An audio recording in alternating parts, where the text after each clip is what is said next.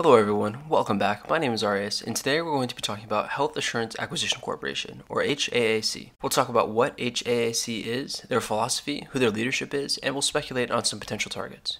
Don't forget to like and subscribe if you enjoy this type of content, and leave any video suggestions and feedback in the comments below. And without further ado, let's get into it. Health Assurance Acquisition Corporation is a special purpose acquisition company, or SPAC, that is not currently announced a target, but is looking to acquire a company in what they call the health assurance space. To get more specific, a health assurance company, according to HAAC, is a consumer-based, data-driven approach that focuses on minimizing sickness of the consumer and lowering costs. HAAC also has a new type of sponsor structure that we'll go into detail later on, but will essentially tie management awards directly to how well the stock price does, aligning incentives with investors. Perhaps most importantly, HAAC also has a well-connected management team with a proven past performance, which gives me enough faith to invest without knowing the target, but we'll talk much more about management later as well. Finally, HAAC is currently trading below redemption value, which limits my downside considerably. Let's talk a bit more about HAAC's philosophy for what type of company they're going to try to acquire. First, let's establish how they view the current healthcare system, which some of their management has characterized as arising from a past age meant to help workers when they get sick or injured and needed acute care, and this was in a time where it was much more needed. In my opinion, this model of care does not map well on today's current society, as we now have much less of this need for acute care and much more of a need for preventative care to stop ailments like obesity or heart disease. And this is exactly what health assurance aims to do: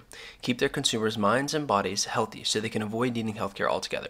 A system that was better at preventative care would accomplish many things. It would alleviate much of the strain on our current system by having less people rely on it. It might also increase the quality and availability while decreasing costs, as more resources could be focused on to the people who need it more. This philosophy of preventative care to increase the well-being of everyone is essential to understand and appreciate the potential of HAAC. Now let's talk about the areas of focus that were listed on their S1 documents to get an even better sense of what type of company they would like to acquire. These contain lots of buzzwords, however, I still think you can derive some value from at least the first four. First, they talk about a consumer-based company that uses AI for feedback. AI is clearly a transformative technology and will leave anyone who is not using it far behind the curve. The quote about AI-driven feedback loops in the healthcare space also reminds me of Livongo and their strategy, which we'll talk more about in a moment, and HAAC's connections there. A focus on virtual healthcare services reminds me of Teladoc, but this is also highly indicative of their focus on the future of medicine, which I firmly believe is virtual. They also talk about a company that has cloud infrastructure that generates data that will enable other health assurance companies. I think this is a really interesting idea that has a lot of potential on the developing health assurance space. Finally, they mentioned developing new economic models to pay for care and manage risk, and I think this is another really important area of focus considering all of the truly backwards incentives in the healthcare insurance industry these days. All of these I think are excellent guiding principles that have a lot of potential to lead to a successful acquisition in good time. Now let's talk about the leadership of HAAC, which may be the factor that gives me the most faith in the company going forward due to their outstanding track record. First is the chairman and CEO, Hermat Teneha. He is currently a managing director at General Catalyst, a VC firm, and I will link his portfolio in the description. He's been very successful thus far with investments in Color, Livongo, Stripe, Snap, and many others. He is also a co-founder of the healthcare software company Comer that he later helped fund through General Catalyst. He also wrote the book Unhealthcare, which outlines in detail what his vision is for health assurance, which I have outlined, albeit in much less detail earlier. Hermat is an extremely impressive individual, and I have high confidence he will select an excellent business going forward. Moving on to the second person in the leadership position that we'll be talking about today, and that is Glenn Tolman, who is the director of HAAC, but is better known for founding and being CEO of Livongo before the acquisition by Teladoc. Prior to Livongo, he had founded another successful company in the healthcare space, Allscripts, where he was the CEO from 1998 to 2012. Allscripts is still a public company today, doing over $1 billion in revenue. He was also the CEO of Enterprise Systems from 1997 to 98, which he also took public and then sold to McKesson and HBOC. But of course, his crowning achievement is the founding and building of Livongo, and this, in combination with his history of successes in the healthcare space, gives me great confidence that he will be successful in this endeavor as well. Moving on, let's talk about their sponsor structure, which I think differentiates them from traditional SPACs. First, let's talk about how the regular SPAC structure works so we can then compare that to the sales structure for HAAC. Normal SPACs reward the sponsors with what amounts to free ownership of the company. For example, when Chamath and IPOC took Clover Health public, his company, Social Capital, got 4.7% of the company for free in sponsor shares, effectively making $200 million plus just by getting the deal to go through. HAAC takes a whole new route for SPACs and ties the sponsor's reward to the performance of the stock after the acquisition, and is just one of two SPACs out there with this system. With the sale sponsorship system, sponsors will get 20 to 30% of the long-term upside of the stock, which is, in fact, very similar to the reward structure for a private VC. This way, sponsors don't have an incentive to just get any deal done and take their payday, pay,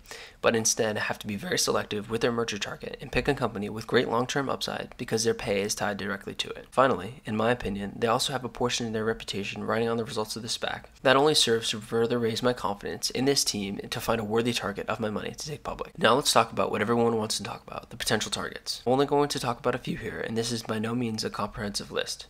I selected these companies and took the descriptions from a great article I found on Twitter by Septum Capital that I highly suggest you go check out. It'll be linked in the description. It's an excellent deep dive on Health Assurance Acquisition Corporation and helped me build out a significant amount of my conviction. One thing you should know before we jump in is that in HAAC's S1, it specifically states that they could potentially merge with a company that one of the leadership team has had a prior connection with, and this opens up all sorts of options for possible combinations with former General Catalyst funded companies like Color, which is the company that I'm most excited about. Color is a population health company whose platform is used to provide preventative care and wellness screening to certain populations of people. They also have quickly pivoted with the onset of the pandemic to provide COVID-19 testing operations for employers, universities, and to the general public. From what I understand, Color seems like the favored target for HAAC, and I would be happy with this outcome. The next company we'll touch on is Comer, who is focused on accelerating healthcare software. They make it easy for developers to create consumer-facing healthcare applications that will help advance healthcare and give patients better care. Comer is a very interesting company that I don't yet fully understand,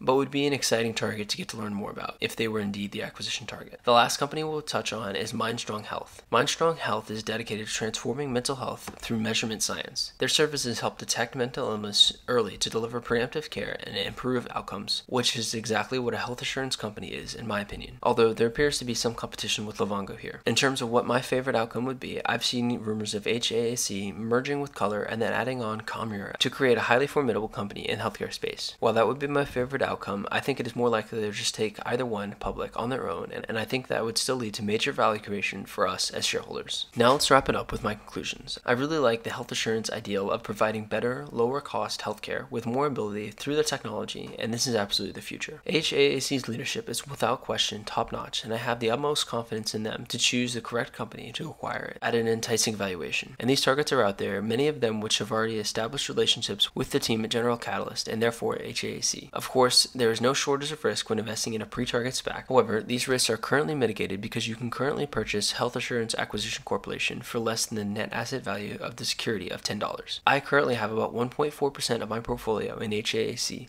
but I will be looking to double my position over the next month as long as it is trading at or below $10. In fact, I recently picked up more for $9.95 and $9.77, which are both less than net asset value. Thanks for watching. What do you think of HAAC? What's their potential? Who is your favorite acquisition target? Are there any that I didn't mention here today? Are you interested in owning the stock, or do you already own some? Let me know in the comments below. Don't forget to like and subscribe. It really helps out the channel. My goal is to get to 1,000 subscribers as soon as possible, and I'd love to have you along for the ride. Thanks again for watching, and have a great rest of your day.